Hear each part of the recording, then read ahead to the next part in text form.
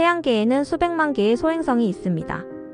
대부분은 화성과 목성 사이에 소행성대에 있지만 일부는 지구 근처 궤도를 돕니다. 나사는 지구 근접 천체 프로그램을 통해 이러한 소행성들을 추적하고 있으며 현재까지 약 3만 개 이상이 확인되었습니다. 이 중 대부분은 평범한 암석 덩어리입니다.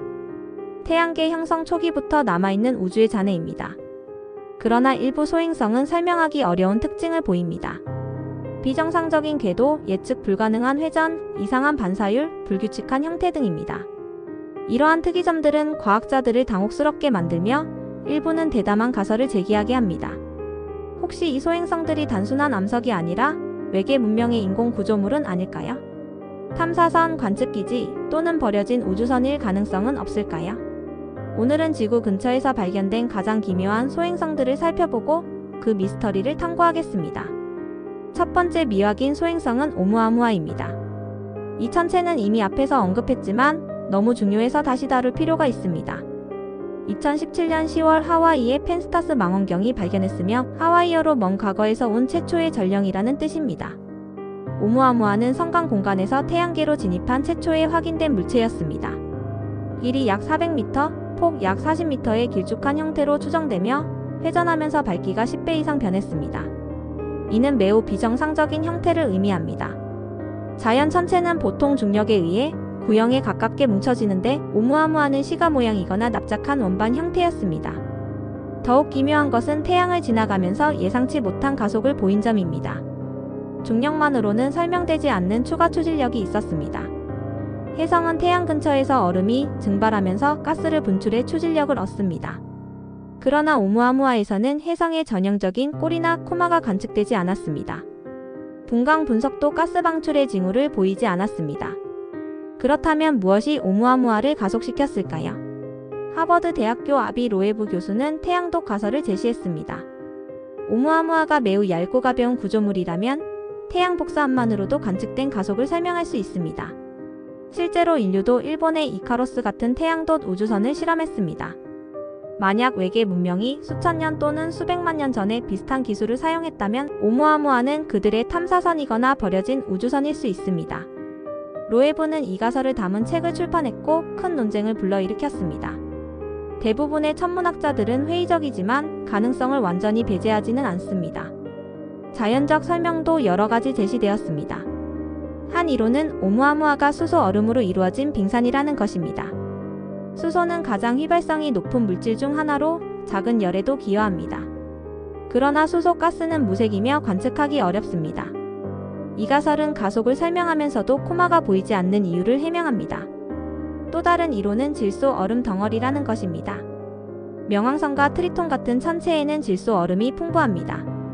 다른 항성계에도 비슷한 천체가 있을 수 있으며 그중 일부가 떨어져 나와 성간 공간을 떠돌다가 태양계로 들어왔을 수 있습니다. 질소 얼음도 증발하면서 추진력을 제공할 수 있지만 관측하기 어렵습니다. 2023년 새로운 연구는 오umuamua가 혜성이 태양에 가까이 접근할 때 조각난 파편일 수 있다고 제안했습니다.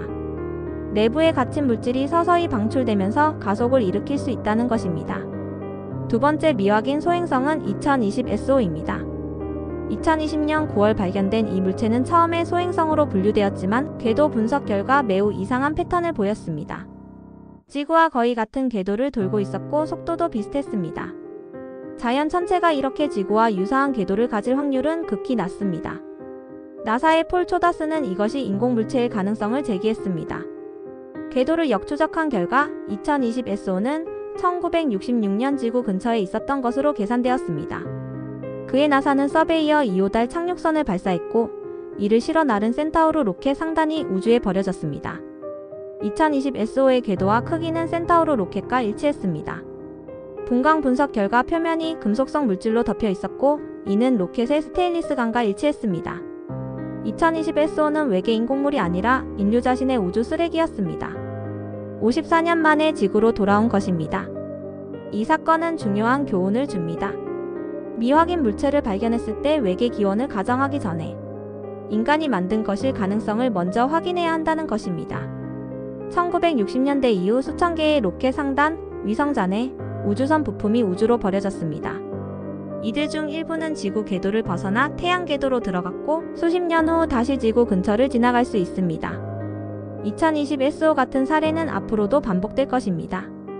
천문학자들은 이제 새로운 천체를 발견하면 과거 우주 발사 기록과 대조합니다. 대부분의 미확인 물체는 이렇게 설명됩니다. 그러나 모든 것이 인간의 쓰레기는 아닙니다. 일부는 정말로 자연 천체이며 극소수는 여전히 설명되지 않습니다. 세 번째 미확인 소행성은 3753 크루이트네입니다. 1986년 발견된 이 소행성은 지구의 준위성으로 분류됩니다. 지구를 직접 도는 것이 아니라 태양을 돌면서 지구와 복잡한 춤을 춥니다. 지구에서 보면 크루이트네는 맑은 모양의 궤도를 그리며 움직입니다. 이는 매우 드문 궤도 공명 현상입니다. 크루이트네의 지름은 약 5km로 추정되며 자전 주기는 약 27시간입니다. 흥미롭게도 크루이트네는 수천 년 동안 지구 근처를 맴돌았으며 앞으로도 수천 년 동안 계속될 것입니다. 일부는 이 소행성이 고대 외계 문명의 관측기지일 가능성을 추측했습니다. 지구를 장기간 감시하기에 이상적인 위치이기 때문입니다. 그러나 과학적 증거는 없습니다. 크루이트네는 평범한 암석 소행성으로 보이며 분광 분석 결과 S형 소행성으로 분류되었습니다. 규산형 광물과 철을 포함한 흔한 구성입니다. 크루이트네의 미스터리는 왜 이런 특이한 궤도를 가지게 되었는가입니다. 컴퓨터 시뮬레이션에 따르면 크루이트네는 원래 소행성대에서 왔을 것으로 추정됩니다. 목성과 다른 행성들의 중력 섭동으로 궤도가 변하면서 지구 근처로 이동했고 우연히 현재의 공명 궤도에 포획되었습니다. 이러한 준위성은 일시적입니다. 수천 년 또는 수만 년 후 크루이트네는 다시 궤도가 변하면서 지구를 떠날 것입니다. 지구에는 크루이트네 외에도 여러 준위성이 있습니다. 2016 H53 카모알레와 2020 PP1등입니다. 이들은 모두 작은 소행성이며 일시적으로 지구와 함께 춤추고 있습니다. 이 중 일부를 탐사 목표로 삼는 제안도 있습니다. 지구에서 접근하기 쉽고 태양계 초기 물질을 연구할 기회를 제공하기 때문입니다. 네 번째 미확인 소행성은 1991 VG입니다. 1991년 발견된 이 물체는 크기가 약 10m로 매우 작습니다. 궤도가 지구와 놀라울 정도로 유사하며 공전 주기도 거의 같습니다. 일부 연구자들은 이것이 아폴로 계획 시대의 우주 쓰레기일 가능성을 제기했습니다. 그러나 확실한 증거는 없습니다. 1991 VG는 발견 직후 시야에서 사라졌고 이후 관측되지 않았습니다. 2017년 다시 지구 근처를 지나갈 것으로 예측되었지만 재발견되지 못했습니다. 너무 작고 어두워서 망원경으로 포착하기 어렵습니다. 1991 VG의 정체는 여전히 미스터리입니다. 자연 소행성일 수도 있고 인간의 우주 쓰레기일 수도 있으며 극히 낮은 확률이지만 다른 기원일 가능성도 완전히 배제할 수 없습니다. 앞으로 망원경 기술이 발전하면 이런 작은 물체들도 추적할 수 있을 것입니다. 다섯 번째 미확인 소행성은 아포피스입니다. 지름 약 370m의 이 소행성은 2004년 발견되었으며 초기 궤도 계산 결과 2029년 지구와 충돌할 가능성이 제기되어 큰 공포를 불러일으켰습니다. 토리노 척도에서 4단계로 분류되었는데 이는 역사상 가장 높은 위협 수준이었습니다. 다행히 추가 관측으로 궤도가 정밀화되면서 2029년 충돌 가능성은 배제되었습니다. 그러나 아포피스는 2029년 4월 13일 지구에서 불과 31,000km 떨어진 곳을 지나갈 것입니다. 이는 정지궤도 위성보다 가까운 거리입니다. 맨눈으로도 보일 것이며 인류 역사상 이렇게 큰 소행성이 이렇게 가까이 접근한 것은 기록이 없습니다. 아포피스 근접 통과는 과학적 기회이기도 합니다. 지구의 중력이 소행성에 어떤 영향을 미치는지 직접 관측할 수 있습니다. 조성력으로 인해 아포피스의 자전이나 표면 구조가 변할 수 있습니다. 아포피스의 미스터리는 2068년입니다. 2029년 근접 통과로 인해 궤도가 변하며 이것이 2068년 충돌 가능성에 영향을 미칠 수 있습니다. 초기 계산에서는 2068년 충돌 가능성이 제기되었지만 2021년 최신 관측으로 이 가능성도 배제되었습니다. 아포피스는 적어도 앞으로 100년 동안은 지구에 위협이 되지 않습니다.